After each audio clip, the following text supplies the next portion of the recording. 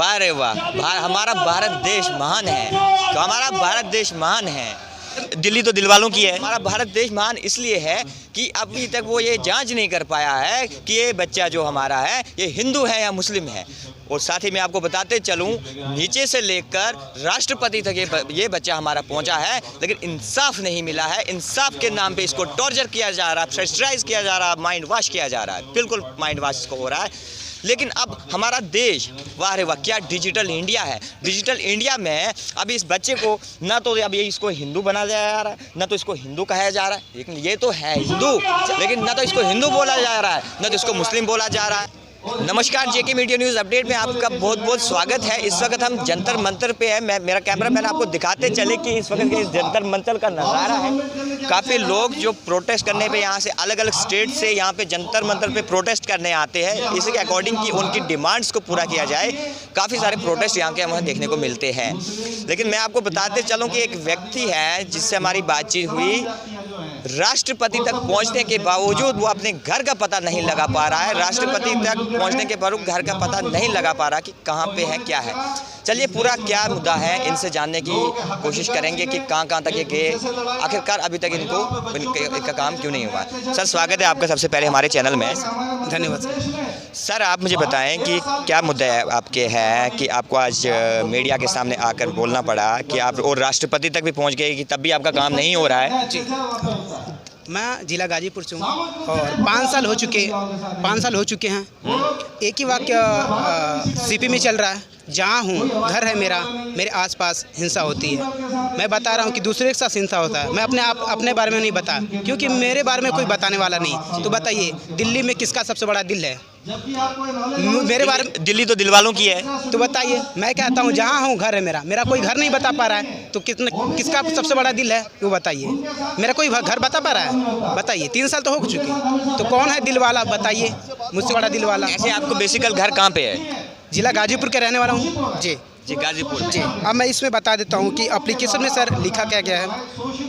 देखिए, राजू कुमार कन्नौजिया अनाथ, जिस देश के चलते भारत देश का विभाजन हुआ, उस देश का भी मुझे बनाना मत।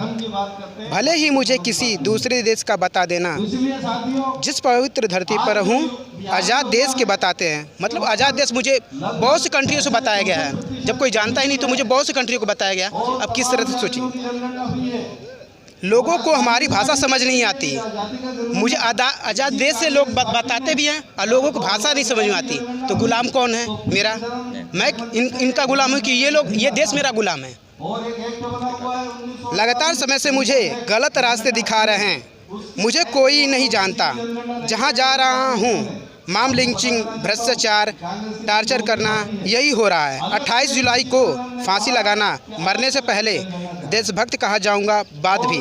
मुझे कोई नहीं जानता। आदरणीय जी, मुझे अरुणाचल और चीन मामला है जो, उसमें मुझे बीएसएफ की तरफ से मतलब एक नौकरी दी जाए। इसके लिए मुझे ट्रेनिंग दी जाए। मैं एक भीमवंशी हूँ, फिर बस यही है। तो मैं क्या हूँ, जैसे कि जय हिंद सिचुएशन आप जानते हैं, जय हिंद समझौता जो नेताजी जी की बात मैं कर रहा हूँ। जय हिंद सिचुएशन और आज़ाद देश सिचुएशन में क्या है अंतर, आप सोचिए। तो मेरा समझौता कराने वाले, देखिए, एक ही हमें तो यही समझ में आ रहा है कि ये देखिए, ये घायल सेल इंडियन को देश से बाहर करने के लिए जाल बिछाया गया था। हमें नहीं लगता कि ये समझौता कर पाएंगे लोग, क्योंकि भाषा जिसे ना समझ में आए वो समझौता क्या करेगा। तो यही बोला हूँ, आज़ाद देश का समझौता नहीं करेगा। ये जाल बिछाए हैं लोग, और इस देश ने ही जाल बिछाया है एक नेताजी, अच्छे नेता को देश से बाहर करने के लिए। तो मैं ही बोल रहा हूँ कि घायल सेल इंडियन मैं हूँ। जी, आप इंडिया में रहते, इंडियन हो ना? जी बिल्कुल। और तो सर, इसमें तो हो गया ये। तो मैं एप्लीकेशन वहाँ पे राष्ट्रपति सचिवालय हो चुका 10 से 15 दिन हो गया। तो वहाँ पे सचिवालय में मुझे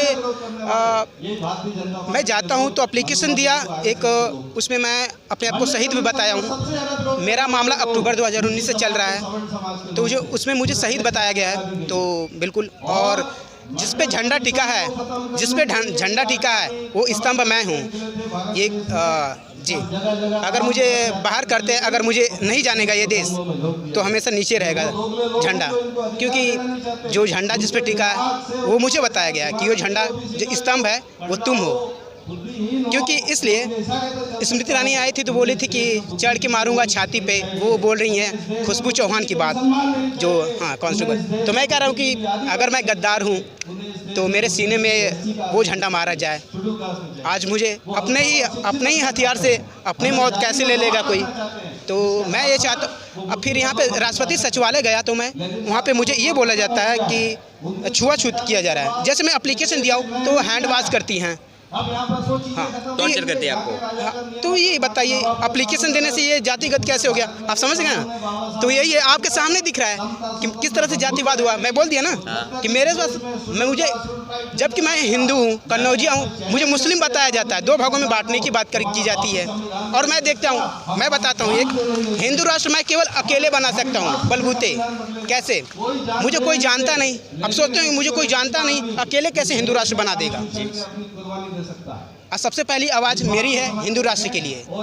देखिए मैं ये कहता हूँ, माँ आपकी माँ होगी, जन्म दी है, आपकी माँ होगी, जन्म दी है, पर आपकी माँ अपनी छाती का दूध हमेशा तक नहीं पिलाती रही हैं। वो गौ माता का दूध पिलाई हैं, और माँ थप्पड़ मार के बोलेगी कि मैंने तुम्हें दूध नहीं पिलाया, मैं तुम्हारी माँ हूँ, असली माँ तो तुम्हारी गौ माता है। बिल्कुल।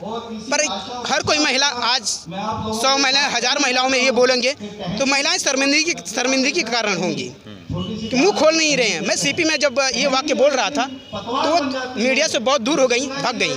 तो देखिए आज मैं, जिसे कोई नहीं जानता, जिसे नहीं कोई जानता, वो अकेले हिंदू राष्ट्र बनाने के लिए तैयार है, पर उसको एक्सीडेंटल हिंदू कहा जाता है। मुझे तो बताइए, जो अकेले हिंदू राष्ट्र बना रहा है उसे एक्सीडेंटल हिंदू कहा जा रहा है और देश से बाहर करने की बात कर रहा है।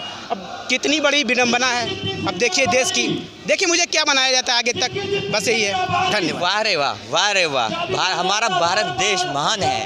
तो हमारा भारत देश महान है। हमारा भारत देश महान इसलिए है कि अभी तक वो ये जांच नहीं कर पाया है कि ये बच्चा जो हमारा है ये हिंदू है या मुस्लिम है। और साथ ही मैं आपको बताते चलूं, नीचे से लेकर राष्ट्रपति तक ये बच्चा हमारा पहुंचा है, लेकिन इंसाफ नहीं मिला है। इंसाफ के नाम पे इसको टॉर्चर किया जा रहा है, प्रेशराइज किया जा रहा है, माइंड वॉश किया जा रहा है। बिल्कुल माइंड वॉश इसको हो रहा है। लेकिन अब हमारा देश, वाह रे वाह, क्या डिजिटल इंडिया है। डिजिटल इंडिया में अभी इस बच्चे को ना तो अब ये इसको हिंदू बनाया जा रहा है, ना तो इसको हिंदू कहा जा रहा है, लेकिन ये तो है हिंदू, लेकिन ना तो इसको हिंदू बोला जा रहा है, ना तो इसको मुस्लिम बोला जा रहा है। बात करते बच्चे से, हाँ बताएं। जब तक मैं एक्सीडेंटल हिंदू बोल दिया हूँ, आप समझ रहे हैं, जब मैं हिंदू होकर के एक्सीडेंटल हिंदू बोल रहा हूँ तो आप समझ रहे हैं किस पे निशाना साध रहा हूँ मैं। अब राहुल गांधी से लोग जोड़ रहे हैं तो बोल रहे हैं मुझे पप्पू पप्पू बोला जा रहा है। तो बोल रहे हैं कि पप्पू हो तुम तो अपने बहन के साथ क्या करते हो, मतलब गाल चूमने का काम करते हो, तो बाकी सब आखिर किसको किस तरह से मतलब देश को चलाओगे तुम, ये बताइए। तो मैंने यही बोला कि लग रहा है कि अब मैंने बोला कि लग रहा है कि दिल्ली में ऐसे लोग तो ब्रांड एम्बेसडर बन जाते हैं।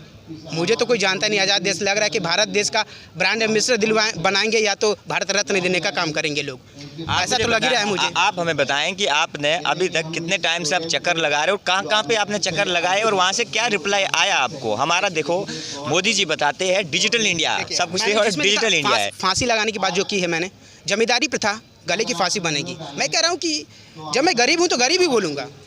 मैं आखिर मैं तलवे किसका चाटता रहूँगा। बिल्कुल सही है। मैं कह रहा हूँ कि देखिए एक वाक्य मैंने बोला और कि मैं नेता हूँ, इसमें का पैसा बिजनेस और व्यापार में लगाता हूँ, जनता की सेवा नहीं करूँगा।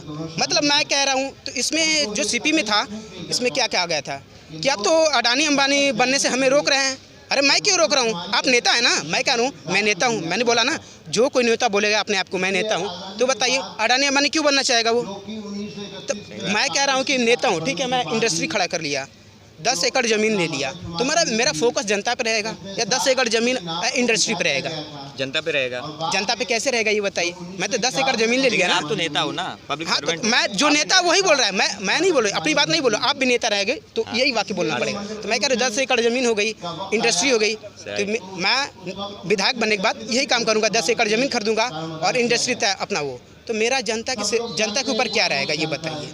मेरा फोकस जनता के ऊपर रहेगा ही नहीं। तो मैं बोला सिर्फ में कि मेरे जैसा नेता है ही नहीं, तो उन लोगों को मिर्ची लग गई, उन लोगों को मिर्ची लग रही है और काफ़ी समय से ये एप्लीकेशन नहीं दिखाया जा रहा था। तो मैं यही मैं चाहता हूँ। मुझे बताएं, ये एप्लीकेशन लेके अब लगभग एडमिनिस्ट्रेशन के कितने चक्कर आप काटे हो, कितने चक्कर आपने काटे, इंसाफ कब से आपको नहीं मिल रहा, कितने साल आपको हुए कि 3 साल हो गए दिल्ली में, 3 साल हो गए दिल्ली आपको में। दिल्ली में 3 साल हुए, लेकिन 3 साल से इंसाफ नहीं मिला आपको। जी, एक अग्निवीर किसान की बताता हूँ। 24 साल की उम्र मैंने अपना गांव छोड़ा, वो गांव ही नहीं, जिला ही नहीं जानता। बीए की डिग्री हासिल की, आज मेरे पास बीए की डिग्री भी नहीं है। और बीए की डिग्री आपने कहाँ से हासिल की थी? अपने कॉलेज से। कहाँ पे कॉलेज है? गाजीपुर से। जी, और इस वक्त मुझे आज के समय मुझे कोई नहीं जानता। तो दीपेंद्र हुड्डा जो हैं, उनके समर्थक कहते हैं कि तुम्हारा गलत काम है, तुम कर्म गलत किए इसलिए तुम्हारे साथ ये हो रहा है। तो मैं बोल रहा हूँ कि नहीं, मैं कर्म गलत नहीं किया हूँ, मैं अग्निवीर की इंसान हूँ और मेरा अंगरक्षक चाहिए। और सीधी बात, लोकसभा के चुनाव का पहली रैली मेरा जिला गाजीपुर चुना गया है। भारतीय जनता पार्टी किस मुंह से वोट मांगेगी, यही मैं चाहता हूं कि आखिर किस तरह से वोट मांगने का काम करेगी। अब आपकी डिमांड्स क्या रहेगी सरकार से? देखिए, सरकार डिमांड एप्लीकेशन मेरा अभी भ्रष्टाचार की खोज मैंने की है जी। हाँ, अभी उसमें क्लोज है। 3 एप्लीकेशन बिरला मंदिर पे पड़े हुए हैं जी। तो मैंने कहा कि अगर ये ऐसे ही चलाया जा रहा है, एक्सपोज कर दिए गए उस एप्लीकेशन को, बोल रहे हैं लोग, पर दिखा नहीं रहे हैं कि आखिर लिखा किसने है। सीएम अरविंद केजरीवाल के पास गए आप? देखिए, मैं तो गया नहीं हूँ, पर अभी लगाई होगी जी। बताया जा रहा है कि मतलब वो जेल से मतलब कैसे वो सरकार चलाएंगे, और पॉल्यूशन पे काफ़ी ज़्यादा वो बताया है, और किसान को विलन बताया जा रहा है। बताइए, प्रदूषण तो आप फैलाएंगे, पुरानी गाड़ियाँ और चलाएंगे, और वो क्या केजरीवाल सही काम कर रहे हैं दिल्ली में, आपको लग रहा है क्या? सच बताएं कि सीएम अरविंद केजरीवाल दिल्ली में सही काम कर रहा है या नहीं कर रहा है, ये कर रहा हूँ वो कर रहा हूँ, क्या आपको लगा कि सीएम अरविंद केजरीवाल सही काम करता है? देखिए, काम की बात मैं करूँ तो ऐसे कि मैं बोल रहा हूँ, हमारे 3 पालिका हैं, ठीक है। हमारे जैसे कि सीएम मैं ही हूँ, मान लीजिए, ठीक है। तो सीएम मैं हूँ, तो कार्यपालिका के अंतर्गत मैं जितने शौचालय बनाता हूँ, ठीक है। न्यायपालिका में जितने भी है, हमारे कोर्ट आ जाते हैं, ठीक है। तो मैं कह रहा हूँ कि कार्यपालिका के अंतर्गत मैं जो भी काम कर रहा हूँ, ठीक है, मैं काम कर लूँगा उसको, मतलब कर दिया मैंने, उसको क्लियर कर दिया। तो उसमें अब मेरा हक नहीं बनता, क्योंकि कार्यपालिका में मेरा काम करने का वो है हक, मुझे निवारण करने का हक नहीं है। तो मैं सीएम, आप बताइए, केंद्र सरकार किसके अंतर्गत है? आप तो समझ रहे हैं, पूर्ण राज्य का दर्जा है, बताइए। तो बताइए, वो किस तरह से आप मतलब तालमेल तो है ही नहीं। पहले पूर्ण राज्य होता तो कुछ करता, मैं सीएम कुछ करता उसमें। अब बताइए, बोला जाता है कि जेल से सरकार चलाएगा, आप कैसे चला? जेल से सरकार चलती है क्या? ये न्याय मिल सकता है? न्यायपालिका क्या कहेगी? न्यायपालिका भैया क्या कहेगी? न्यायपालिका कहेगी तो वो तो चला रहा है सरकार। वो तो जो शौचालय बना ही दिया, बना करके दिखा दिया। अब केंद्र सरकार क्या कहेगी? उस पर तो निवारण वो कर रही है ना, कंट्रोल तो वो कर रही है ना, नियंत्रण कौन कर रहा है? वो जो अनुशासन चला रहा है। तो अनुशासन, हाँ। ये बच्चा हमारे साथ, अभी हम जंतर मंतर पे थे, ये बच्चा था, आखिरकार इसका मैटर है, ये राष्ट्रपति के पास इन्होंने एक एप्लीकेशन दी हुई है। मैं आपको डिटेल में तो इन लोगों ने बता ही दिया कि क्या मैटर है ये। तो मेरी भी डिमांड रहेगी, सरकार हो, चाहे दिल्ली सरकार हो, सीएम अरविंद केजरीवाल हो या केंद्र सरकार हो, उनसे मेरी डिमांड रहेगी कि इस बच्चे को न्याय दिया जाए। देखो, अभी इस बच्चे को न्याय दिया जाए और इसको आइडेंटिफाई किया जाए, न्याय दिया जाए, क्योंकि काफ़ी चक्कर ये काट चुका है, राष्ट्रपति तक ये पहुंच चुका है, लेकिन काफ़ी बदकिस्मती से इस बच्चे को न्याय नहीं मिल पाया है अभी तक। आप जुड़े रहे हमारी नेक्स्ट अपडेट के साथ। मैं राहुल शर्मा आपके साथ।